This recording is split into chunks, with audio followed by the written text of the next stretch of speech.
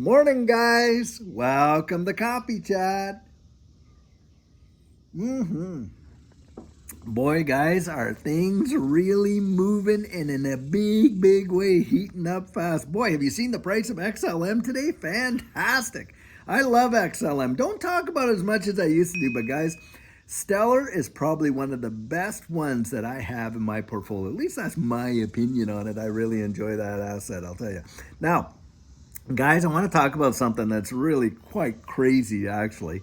So, as we know, the Fed came out, raised the interest rate 25 basis points, and you got the ECB, Christine Lagarde, coming out saying the exact same thing. Okay, we're going to raise the interest rate, to combat this inflation. But then they're saying, hey, we're not looking at going into a recession anymore, and on and on and on, and as they say. And what they're really doing is they're mentally preparing people for probably one of the biggest bull run pumps that we have ever seen. And yet you go to the grocery store and you know very well that the prices of stuff are going sky high. Look at the price of sugar. It has just literally absolutely skyrocketed. And of course, now you have India coming out saying, hey, we're banning the exportation of rice and on and on and on. And so, of course, all these grain prices around the world are going up like ridiculously high as well. And we already know that our gas and our this and our that and all our expenses that they don't include in the CPI numbers, which is obscene,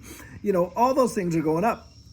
Guys, this is a dog and pony show. And what we're actually seeing, because look, when they came out, hey, just not too long ago and would say, oh, we're going to raise the interest rate another 25 basis points, the whole market would just shudder and, for, maybe 2 or 3 days, it would be in a downturn and da-da-da-da-da. And then today you get it. People are so desensitized to these raises because it really makes no difference. And why is that? Okay, go ahead. Raise the interest rate to combat the inflation that you're creating by by pumping out more and more of easy money, right? I mean, look, $4 trillion for a year and a half in the Financial Responsibility Act. You've got to be kidding. But this is what they expect us to believe.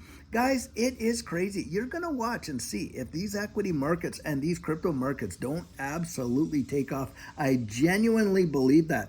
But what they're really doing is they're really at the same time decimating the purchasing power of a majority of just retail folks that aren't going to be able to get in there and actually, take advantage of these big moves. Why? Because they just don't have that kind of expendable cash. They're actually, a lot of Americans are out there just servicing debt because we've had articles that credit cards are at all-time high, for retail. And on top of that, a lot of retail are right now, there's major defaults, more defaults than normal on credit cards.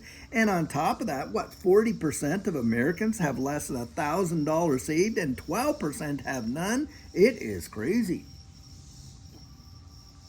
Now, I suspect you could go and duplicate those numbers around the world in a lot of various, Western countries and things like that. And why is it, guys?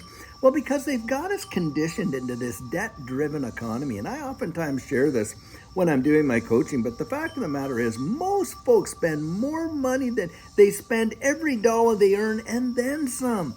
And of course, you go to every department store, you walk in the door and they're offering, oh, credit card, and on like that. And, then, of course, let's say your fridge is kind of like quirking out and stuff like that. And you go to your local hardware store, they, oh, don't worry about it. You don't have to start paying for your new fridge for 18 months. And what do? They just lull people into this idea and forget about the old traditional values of stewardship and delayed gratification. And it's true. You have got like some big time investors. And one I love the quote, in this capacity is Warren Buffett. And he comes out and he says, listen, these markets are created in such a way to genuinely transfer wealth from the impatient to the patient. And you have to have, an ability, you have to have some expendable cash to go out there and invest, and then you just wait it out. And you watch and see the ones that have the patience to wait it out actually do the best. It's been a proven thing that people that hodl do way better than those that are just in and out and swing trading and all this kind of stuff. The ones that just accumulate over time, the slow, it's the turtle and the hare story for those of us that remember learning these, I don't know if that's a Mother Goose one or what, but we learned these lessons when we were young about, hey, slow and consistent persistence pays off way more than just rushing all about and things like that, and how the tortoise beat the hare in the race kind of thing, right? Kind of like that. But guys, this is what's going on. And we have to be so mentally sharp and prepared for what's really happening. And then you got folks that think, well, I've arrived. Nothing's really going to touch me. I've got more money and this and this and thus and such and on and on and on. And they start to equate themselves, with this attitude that, hey, no, nothing can really touch me because I've already arrived and I've been. Guys, that is a very, very dangerous attitude to have. And even from a biblical perspective, I think Jesus was telling a parable one time about the guy who said, hey, I've got so much luxury, I'm going to build up my barns and I'm going to fill them full of all my stuff. And then I'm just going to sit back and just take it easy and all this and that. And Jesus says, hey, thou fool, this night your soul's required of you, right? Sometimes we have our focus on the wrong perspective. It's not just the accumulation of wealth for the sake of having it, right? I mean, what are you doing? Going to sit there like Scrooge McDuck and just count all your gold coins? It's having purpose in it. It's having a determined focus for the utilization of it. What is wealth preservation all about? How is it going to change lives? Yes, there is something good to be said about, hey, having the opportunity to be in a place where you're not just in that rat race. And absolute for sure, I don't even think there's anything wrong with that whatsoever. And I am certainly not against the accumulation of wealth, but it's have purpose in it. Build up yourself a great plan.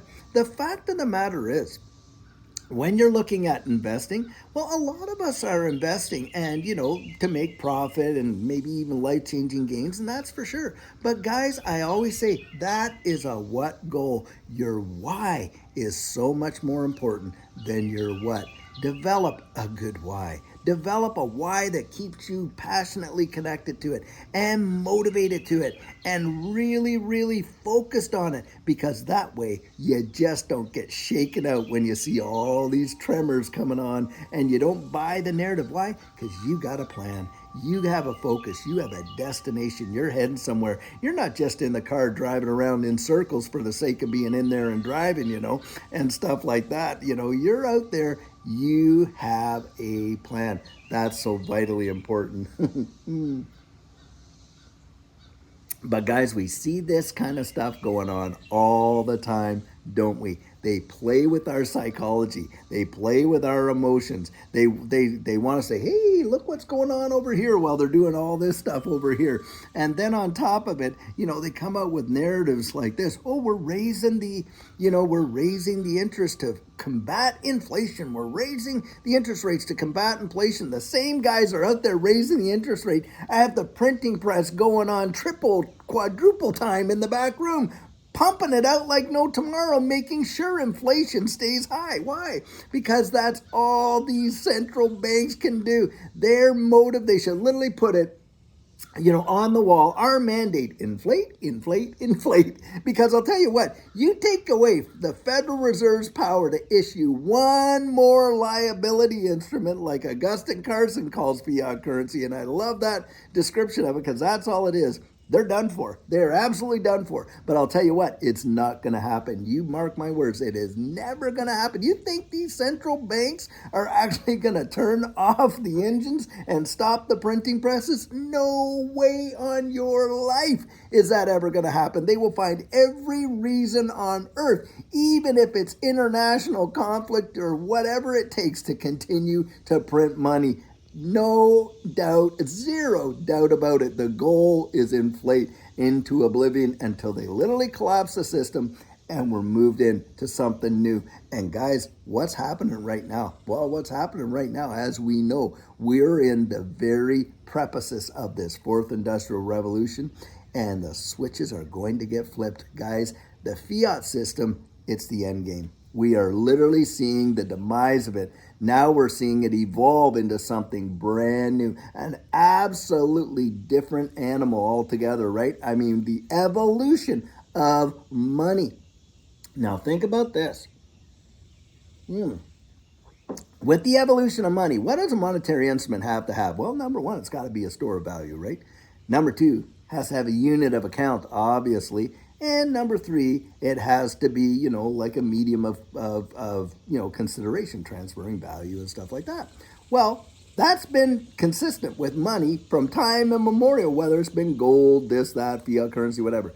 Well, with this one, hey, they want a fourth element in there, social control. And how do they get that? Well, they program their policies right into their central bank digital currencies. And depending upon how repressive the regime is, maybe the greater the control. That is something that we need to have right at top of mind. Yes, central bank digital currencies are absolutely coming, and there is no avoiding it. That is a fact. But if you want to see CBDCs can be used in such a powerful, positive way, but get out there. And right now, we're talking about a regulatory framework being developed right here in the United States.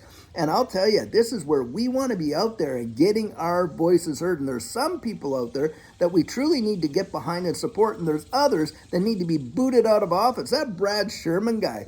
That guy needs to be absolutely voted right out of Congress, with the attitude that he had towards his own constituents. I mean, the guy literally came out and said anybody involved in this digital asset space and cryptocurrencies and whatever, the only reason they're involved in it is to absolutely commit fraud or evade taxes. What a absolute offensive thing to say. And I can tell you, in his district, there are folks that are invested in this space, and we need to beat the drum and get these dinosaurs like literally out of Congress. And then we need to get behind people that understand what this innovation and the invention of this future can bring, and in a positive way, and thereby support really good regulatory frameworks and legislation that will support a tremendous value of a CBDC, and not one that is literally going to rip us and rob us and strip us of all our freedoms and liberties. That's at least what I think. But that's not going to happen, guys, if we're not out there and getting our voices heard, and that's where we have to be really, really thinking. Anyway, I thought I'd come out and share that.